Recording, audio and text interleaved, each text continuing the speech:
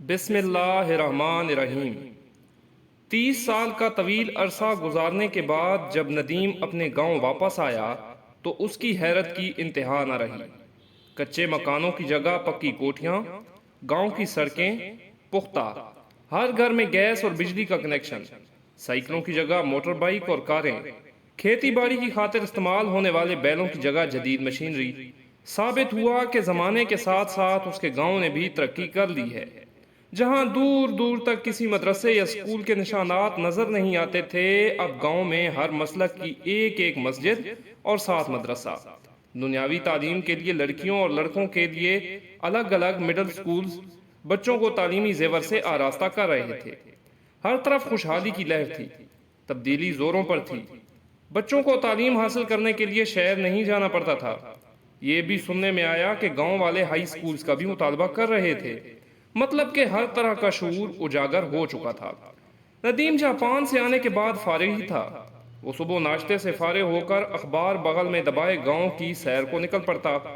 گلیوں سے گزرتا ہوا وہ اپنے کھیتوں کا بھی معائنہ کرتا۔ مزاروں سے ہیلو ہائے کرنے کے بعد دوپہر کو لوٹ آتا۔ ایک دن اس نے اپنے دوست کی خیریت دریافت کرنے کا پروگرام بنایا اور آہستہ آہستہ گاؤں کے شمال کی جانب جہاں اس کا دوست رہتا تھا چل پڑا۔ یاد رہے کہ اس کا دوست جس کا میں ذکر کر رہا ہوں ایک بوڑھا برگد کا درخت تھا۔ ندیم کا بچپن اسی برگد کے درخت کے نیچے ہی گزرا تھا۔ وہ اسی مہربان درخت کی چھاؤں میں پل کر جوان ہوا تھا، کیونکہ اس کے گاؤں میں پہلے ایک پرائمری سکول ہوا کرتا تھا جس کی بلڈنگ تو برائے نام تھی۔ گاؤں کے سبھی لڑکے لڑکیاں اسی درخت کی چھاؤں میں ٹاٹ پر بیٹھ کر تعلیم حاصل کرتے تھے۔ ندیم کے دادا مرحوم بھی بتایا کرتے تھے کہ بیٹا یہ برگد کا درخت ہمارے بھی پیدا ہونے سے پہلے کا ہے۔ ندیم نے جب سے ہوش سنبھالا اسی برگد کے درخت کے نیچے رونقیں ہی رونقیں دیکھی تھیں۔ پھتو نائی اسی درخت کی چھاؤں میں بیٹھ کر بوری بچھا کر بچوں کی حجامت کرتا، بڑوں کی شیو کرتا اور بال کاٹتا۔ مجیدہ پکوڑے والا صبح سویرے ہی پکوڑے بنانا شروع کر دیتا۔ روٹیاں اس کی بیوی چولہے پر پکا کر بھیجتی رہتی۔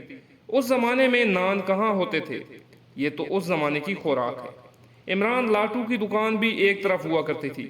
اس کی دکان اتنی بڑی تو نہ تھی مگر بچوں کی ہر چیز مثلاً چنگم، ٹافیاں، چپس، مرنڈا، چنے، لالی پاپ، چورن، الغرض تمام اشیاء دستیاب ہوتی تھی۔ اسکول میں تفریح ہوتی تو لاٹو کی دکان پر لائنیں لگ جاتی بچوں کی۔ گاؤں میں ہر طرح کا سکون تھا۔ بوڑھے جو فارغ البال تھے ایک طرف چٹائی بچھائے 12 ٹہنی کھیل رہے ہوتے، آج کل تو کمپیوٹر گیمز آ گئی ہیں، ایک طرف تاش کی منڈلی لگی رہتی۔ دوپہر کے وقت ماسی بیگاں اپنی بھٹی کو گرم کیے رہتی۔ گاؤں کے بچے بچیاں مکئی، چنے اور چاول بھنوانے آ جاتے۔ سارا دن اس درخت کے نیچے عید کا سما رہتا۔ ندیم نے جیسے تیسے میٹرک کر لیا۔ اب اسے مزید تعلیم کے لیے شہر کا رخ کرنا تھا، مگر اس کے ایک دور کے رشتہ دار نے اسے مشورہ دیا کہ پاسپورٹ بنواؤ اور ویزا لگوا کر میرے پاس جاپان آ جاؤ، یہاں پڑھ بھی لینا اور کام بھی کر لینا۔ ایک پنتھ دو کاج۔ ندیم نے ایسا ہی کیا اور وہ جاپان چلا گیا۔ زمینیں کافی تھیں، فکر معاش کا ذرا بھی خطرہ نہ تھا۔ کبھی گھر سے خرچہ منگوا لیا اور کبھی وہاں سے مزدوری کر کے حاصل کر لیا۔ تعلیم مکمل کرنے کے بعد وہاں پر ہی ملازمت مل گئی، اچھی خاصی سیلری ملنے لگی اور موصوف نے گھر پیسے بھجوانے شروع کر دیے۔ جاپان میں ہی ایک پاکستانی لڑکی سے شادی ہو گئی اور اللہ تعالیٰ نے بچوں جیسی نعمت سے بھی نوازا۔ 30 سال گزارنے کے بعد واپس گاؤں آنے کا پروگرام بنایا۔ جاپان سے سب کچھ سمیٹ کر بیوی بچوں کو ساتھ لیا اور ایک شام اپنے جنم کدہ کو آ کر رونق بخشی۔ گاؤں کی خوشحالی پر بہت خوش ہوا، مگر جب وہ برگد کے درخت کے نیچے پہنچا تو دیکھا وہاں تو کچھ بھی نہیں ہے۔ ترقی یا یوں کہیے تیز رفتاری نے درخت کو بیکار جان کر کاٹ دیا اور سڑک چوری ہو گئی۔ یوں وہ برگد کا درخت جس کے سائے میں خوشیاں پروان چڑھتی تھیں اب فقط ایک بس سٹاپ رہ گیا۔ سبھی لوگ اپنے اپنے کاموں میں مگن۔ شہر سے 2-3 بسیں آتی ہیں جن کو مزدور بسیں کہا جاتا ہے۔ گاؤں سے لڑکے لڑکیاں اور غریب عورتیں ان میں سوار ہو کر شہر مزدوری کرنے چلی جاتی ہیں۔